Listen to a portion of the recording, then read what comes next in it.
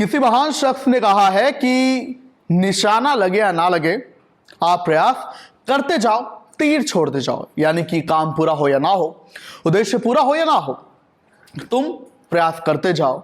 एक बहुत ही ज्यादा प्रेरणादायक मोटिवेशनल कोट है ये। हालांकि इसी पर हरियाणा के एक बुजुर्ग हैं जो इस मुहावरे को जिंदगी में सार्थक करने में लगे हुए हैं। कैसे, आपको बताता हूं, और यह भी बताता हूं कि ये वो मुहावरा सार्थक कैसे कर रहे हैं। इसका कनेक्शन राष्ट्रपति और उपराष्ट्रपति चुनावों से है। जानिए। नमस्कार, आप देख रहे हैं द हाट, मैं हूं आपके साथ ओम पाटे। देखिए, भिवानी के चांग गांव में एक 71 साल के बुजुर्ग हैं, नाम है जगत सिंह। उन्होंने बिजली निगम में 36 साल तक अपनी सेवाएं दी। 2012 में आखिरकार रिटायर हो गए। और आमतौर पर रिटायरमेंट के बाद कर्मचारियों को प्लान क्या होता है कि बीवी बच्चों के साथ टाइम स्पेंड करूंगा, पोते पोते को खिलाऊंगा, उन्हें स्कूल छोड़ने जाऊंगा, उन्हें लेके आऊंगा। यानी कि काम में जो जिंदगी लगाई अब वो जिंदगी आराम में लगा दूं। लेकिन जब जगत सिंह रिटायर हुए तो उनका दिमाग अलग लेवल पर गया और उन्होंने राष्ट्रपति चुनाव लड़ने की ठान ली। जी हां, राष्ट्रपति चुनाव लड़ने की ठानी तो सही, नामांकन भी भरा, और एक बार नहीं, 2 बार नहीं, बल्कि 3 बार राष्ट्रपति के लिए नामांकन भर दिया। वहीं अब जो 9 सितंबर को उपराष्ट्रपति चुनाव होने हैं, उसके लिए भी वो नामांकन दाखिल कर चुके हैं।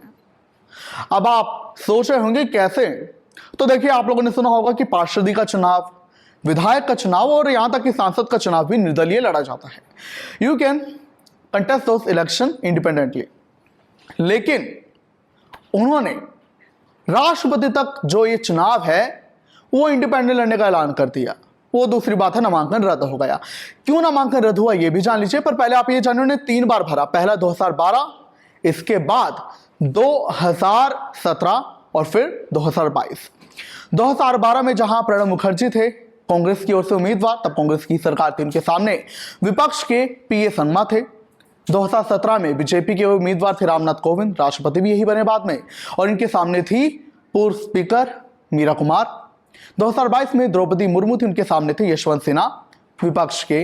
वहीं आपको बता दें कि 2022 में जहां बीजेपी ने द्रौपदी मुर्मू को अपना उम्मीदवार बनाया था राष्ट्रपति पद चुनाव के लिए, तो वहीं विपक्ष ने इकट्ठा होकर यशवंत सिन्हा को नामित किया था। द्रौपदी मुर्मू जीती और तीनों बार जगत सिंह ने नामांकन भरा।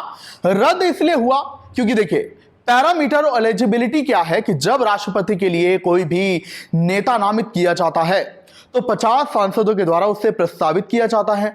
अब देखिए, राष्ट्रपति चुनावों के लिए एलिजिबिलिटी क्या है कि जब भी कोई नेता नामित किया जाता है राष्ट्रपति चुनावों के लिए तो 50 सांसदों के द्वारा उसे प्रस्तावित किया जाता है। यानी कि वो उसे प्रस्तावित करते हुए कहते हैं कि हम इसे नामित कर रहे हैं राष्ट्रपति पद चुनाव के लिए, और 50 सांसद उसे समर्थन देते हैं।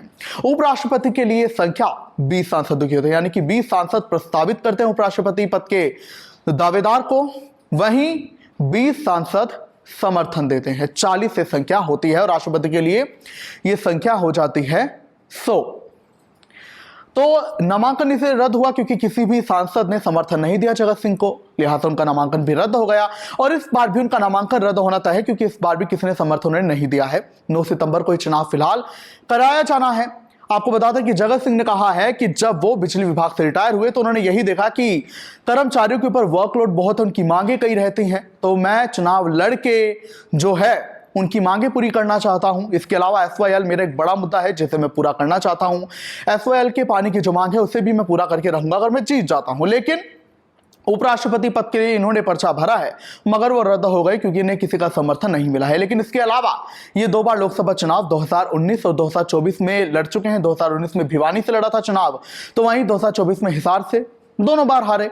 तीसरा चुनाव इन्होंने 2024 में विधानसभा का लड़ा, ये भी इन्होंने भिवानी से लड़ा, इस बार भी हारे। लेकिन जैसा मैंने कहा कि निशाना लगे या ना लगे, तीर छोड़ते रहो, तो उद्देश्य पूरा नहीं हो रहा है लेकिन फिर भी लगातार लगे हुए हैं। आप क्या कुछ कहेंगे जगत सिंह को लेकर, उनके इस हौसले को लेकर, उनकी इस मोटिवेशन को लेकर, हमें जरूर बताएं।